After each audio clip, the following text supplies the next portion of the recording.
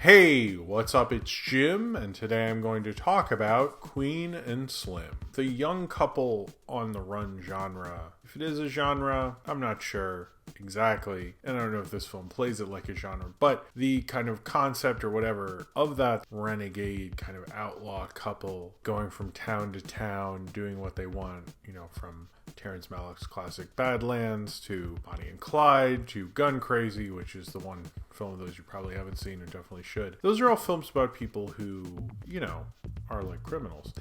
Queen Silm is different because they're not criminals, but it goes into what would the 2019 version of that kind of a movie be. And it sort of does it as a concept, sort of takes it on and puts it in an interesting place, starting with a young couple who, two people who go on a Tinder date, basically because they're sort of lonely, decide to meet at a restaurant. Doesn't go great or anything, but on the drive home they get stopped, an altercation with the cops ensues, and the police officer gets shot by the man, played by Daniel Kaluuya. The woman, or Queen, is played by Jodie Turner-Smith, and they decide they need to kind of go on the run so they don't get caught. I found this to be a really interesting movie. First, I guess I'm supposed to say the thing where I'm like, they don't really make films like this anymore. Yeah, that's true. They also, don't make movies like this. It's very surprising that a major studio would let a smaller black-led drama be released by a major studio and directed by a black woman. Melina Matsoukas is unusual and it is something to be praised. But I think this film is being very kind of political while also kind of just frankly telling a full story of their journey and just knowing more about each other, how this took on a life of its own when they become a bigger deal because they don't realize the cop that they killed was apparently had done this sort of thing before and murdered a young black man previously. They didn't know that, so it looks like they premeditated it or something based on those past experiences, and they become kind of a bigger deal on the news and so forth. And it kind of goes into a lot of what I was thinking about while I was watching. Was these people are so thrown into this thing. Queen and Silm don't really want to be on the run. I mean, who wants to be on the run? But they don't want to be in this situation. And suddenly their lives mean so much more to all these people. They were just going on a Tinder date and got stopped by a police officer. You remind me of the fact that when you think of someone like Trayvon Martin or Freddie Gray, they're just kind of people who just were incredibly unlucky, put in these certain situations, and then become such a representation of this constant abuse of police brutality. And how quickly and how scary it is for anyone who's African American who gets stopped by the police, and what could actually happen to you, and that's a real threat. It's a real thing to be scared of, and how that fear could lead to kind of one of these kind of fugitive on the run movies. And the interesting thing about this is, I would say, unlike all those other films that have white protagonists, but as well as those people are definite criminals, and this is more up to debate morally, but they're still pushed into this role regardless of that. And I think a lot of people would say, well, they are criminals like Bonnie and Clyde, or like Gun Crazy, or like Badlands. But I was like, well, no, they wouldn't be. And that's actually really interesting. The more I kind of thought about where this movie is in its place, I kind of understand it. Now, there's been a lot of things about how this film is almost too on the nose and too blatant. It is written by Lena Waithe, who also worked with Melina Matsoukas. They both worked on the really great Masters of None Thanksgiving episode.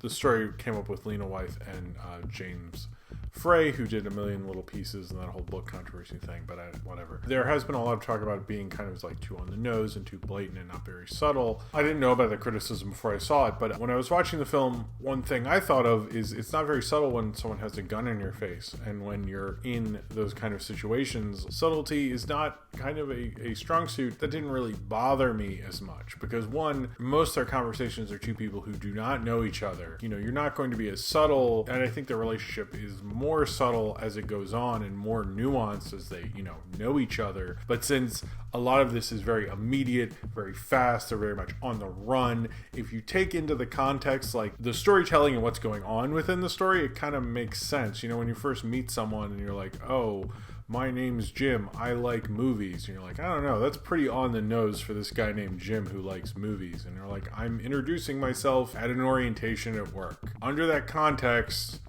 it might be on the nose, but it's correct in that situation. much like in this, not that being on the run from the cops is like an orientation at work, but there are certain situations where you certainly are on the nose and what would be considered heavy-handed or something, but it's what you would say and you would act and what needs to be done for that storytelling thing. And I think in that way this film works in that.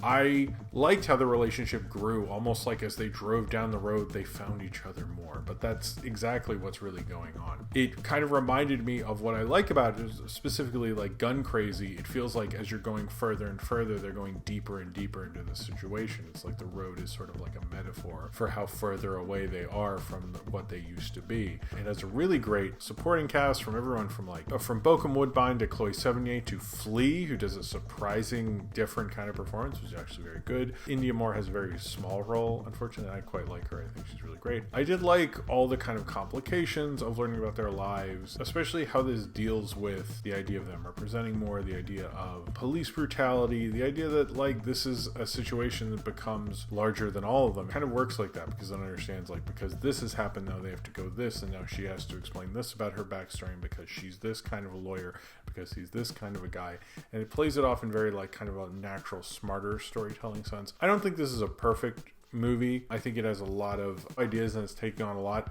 I was thinking that this film probably will represent a lot more to people. I think 5-10 years from now, I think we'll look at this and it will be a bigger deal. I don't see it being embraced and honestly not being reviewed by a lot of people, unfortunately, which I think is a damn shame. Daniel Kaluuya is honestly mostly very good in everything, particularly when he has more of a lead role or a real juicy supporting role. He's very good in this, but I think the real star of this is Jodie Turner-Smith. I mean, they have amazing charisma together. You definitely want to just keep watching them throughout the entire movie. They have such a nice charisma, and their charisma kind of changes because obviously they're getting to know each other. They've been on this crazy intense experience. She was really good. I don't know her work, or I've never seen her before. I know it was mainly in the trailers like, hey, we're introducing this person. Melina Matsoukas, who also did things like Neo's Because of You, Beyonce's Formation, episodes of Insecure, all sorts of stuff. She's very good at kind of getting the immediacy and the craziness of this whole thing. I think she really kind of captures the story in a way that really shows you like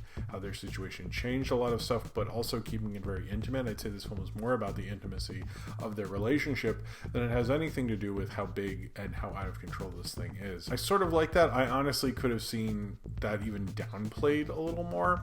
There's particularly like a scene with like a younger kid who runs into them. Although that scene was very shocking and stuff, the more I think about it, the more I think that was a little unnecessary, but I think they wanted to get into what these sort of things inspire inadvertently. But and I thought that was interesting actually, but I think sometimes it was a little loose-endy in terms of certain things. I do think this has kind of a real radical sense to it. It felt exciting. It felt different.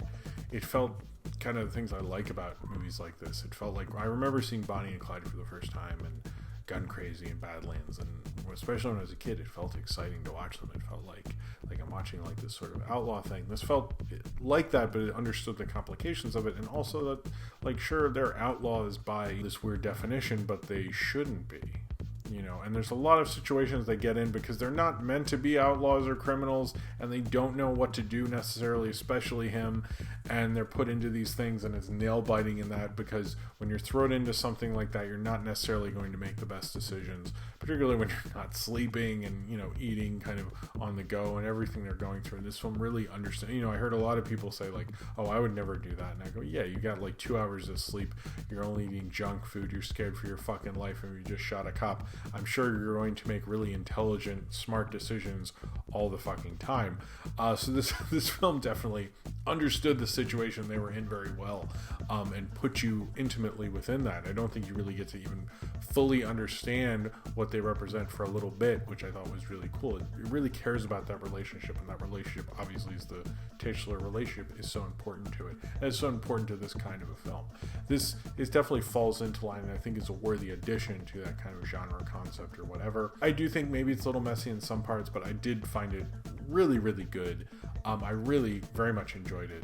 I think it's actually a very important film. I know I missed certain, although I've seen certain films about these kind of things, I didn't see The Hate U Give and things like that, but I think this takes it on in a more like exciting kind of a way, and exciting as well as making you sort of deal with this situation and deal with the reality of the situation that these people are put into when they become kind of these symbols for things. I think what it says ultimately about that these were just normal people who got caught up into something that they can't stop and they can't change, and everyone is hoping that maybe they can, maybe the people are finally sick of it, maybe it will, and unfortunately it won't, and they'll just have to be on the run until this all ends in the conclusion that we all know it will. So if you've seen Queen and Silm and you would like to talk about it, then comment below in the comments and subscribe if you would like to.